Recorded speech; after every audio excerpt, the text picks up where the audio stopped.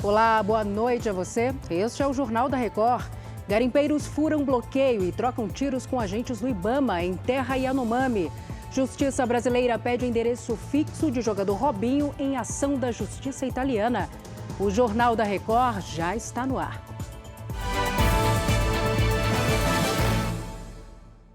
Oferecimento: cartões Bradesco, muito mais benefícios.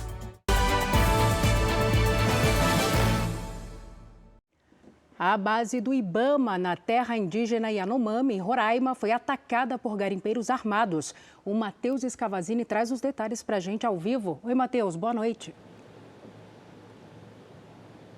Boa noite, Salsi. A base atacada foi instalada há apenas 2 semanas na aldeia Palimiú, que fica na terra Yanomami. Homens armados furaram o bloqueio montado no rio e atiraram contra agentes do IBAMA que haviam abordado uma das embarcações. Houve confronto. No tiroteio, um dos garimpeiros ficou ferido. Ele foi detido pela Polícia Federal e está internado. Os outros conseguiram fugir. Segundo o IBAMA, o grupo descia o rio em 7 barcos carregados de cassiterita. O carregamento de minério extraído da terra indígena foi identificado por drones do IBAMA, que já pediu que a Polícia Federal reforce a segurança na base. O objetivo da base do IBAMA, instalada no início do mês, é impedir a entrada de barcos com suprimentos e equipamentos para os garimpos ilegais na região. Salsi. Certo, Matheus, até já. O número confirmado de mortos na tragédia do litoral norte de São Paulo já chega a 50. 38 corpos foram identificados e liberados para o sepultamento. A Ingrid Gribel está na região, destruída pelo temporal. Ela tem as informações. Oi, Ingrid. Boa noite, Salsi. Entre os mortos identificados estão 13 homens, 12 mulheres e 13 crianças. O governo do estado de São Paulo anunciou nesta quinta-feira um pacote de emergência e também de longo prazo para a região. Entre as medidas está a construção de casas de passagem para acolher desabrigados e desalojados, que já são mais de 4.000. Outra medida anunciada é a instalação de sirenes, onde há risco de desabamento e enchente. Além disso, o estado vai comprar radares meteorológicos para melhorar a previsão do tempo em toda a região. Por aqui, as buscas vão continuar durante a madrugada. Salsi. Obrigada, Ingrid. E o último ponto de interdição total na rodovia Rio-Santos, no trecho de São Sebastião, foi liberado agora há pouco. Depois de muito trabalho na remoção de terra do meio da rodovia, o tráfego foi liberado nos 2 sentidos para todos os tipos de veículos. O Leandro Vaz tem os detalhes. Oi, Leandro, boa noite. Boa noite, Salsi. O trecho desobstruído fica na altura do quilômetro 174, na Praia Preta, entre Juqueí e a Barra do Saí. Nesse local havia caído uma barreira. Ao longo da Rio Santos permanecem pontos com interdição parcial e o fluxo de carros no sistema pare e siga.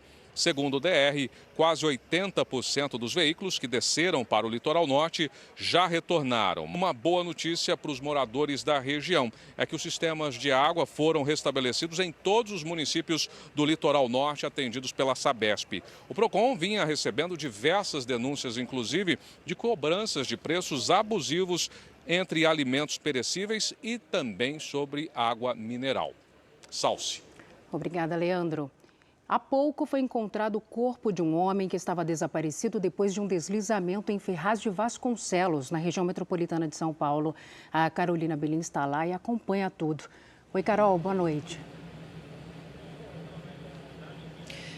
Boa noite, Salsi. A vítima foi encontrada por volta de 10h30 da noite. O homem não teve o nome divulgado. Segundo vizinhos, ele morava com 2 filhas que conseguiram escapar. Chovia na hora em que a terra deslizou, atingindo 2 casas. Os bombeiros resgataram também um cachorro que foi encontrado vivo nos escombros. A Prefeitura de Ferraz de Vasconcelos afirmou que essa não é uma área de risco e que os imóveis estão regularizados. Mas a Defesa Civil interditou algumas casas na rua. Nesta sexta-feira, uma equipe do IPT, o Instituto de Pesquisas Tecnológicas, irá fazer uma vistoria na área. Salsi. Obrigada, Carol. Depois do terremoto do último dia 6, a Turquia anunciou que vai ampliar a investigação sobre empreiteiros suspeitos de violar as normas de segurança de construções. Até o momento, o governo turco já identificou mais de 500 pessoas e prendeu 160. A estimativa é que cerca de 42 mil prédios e casas caíram após os tremores. Segundo autoridades, a má qualidade das construções pode ter contribuído para a tragédia, que deixou mais de 50 mil mortos. Na região metropolitana do Rio de Janeiro, 9 pessoas morreram baleadas em tiroteios durante o feriado de carnaval. Assunto para o Leonardo Aque. Léo, boa noite para você. É isso mesmo, Salsi. Boa noite para você, boa noite a todos. Olha, o levantamento é do Instituto Fogo Cruzado e, segundo esses dados, entre a sexta-feira passada e a quarta-feira foram registrados 22 tiroteios. Ao todo, 33 pessoas foram atingidas. Agora, entre os mortos, uma menina de 9 anos, a Maria Eduarda Carvalho Martins. Ela foi atingida durante uma festa de rua na cidade de Magé, na Baixada Fluminense. Um policial e um miliciano trocaram tiros antes do desfile de um bloco. Na confusão, Gabriela Carvalho de Alvarenga, de 35 anos, também morreu. 4 pessoas baleadas nesse tiroteio continuam internadas. Salsi. Obrigada pelas informações, Léo. O plenário do Supremo Tribunal Federal decidiu por unanimidade que as autoridades brasileiras podem solicitar dados sigilosos de usuários diretamente a provedores de internet. Os ministros entenderam que esses pedidos podem ser feitos por cooperação internacional e também diretamente aos representantes das empresas no Brasil. A medida agiliza o processo para conseguir as informações. O Superior Tribunal de Justiça deu andamento à homologação da sentença italiana para execução da pena do ex-jogador Robinho aqui no Brasil. O Matheus Scavazini está de volta com os detalhes. Matheus. Salsi, a ministra Maria Tereza de Assis Moura determinou que seja localizado o endereço para que Robinho seja informado oficialmente sobre a citação dele no processo. A presidente do STJ entendeu que o pedido da Justiça italiana atende aos requisitos para ser reconhecido pela Justiça brasileira.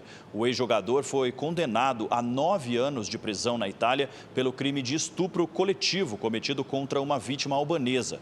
O crime aconteceu em uma boate em Milão em 2013. Situações de condenação estrangeira e cumprimento de pena no Brasil estão previstas na Constituição Federal, já que nenhum brasileiro nato pode ser extraditado. A partir da citação, a defesa do ex-jogador pode apresentar contestação.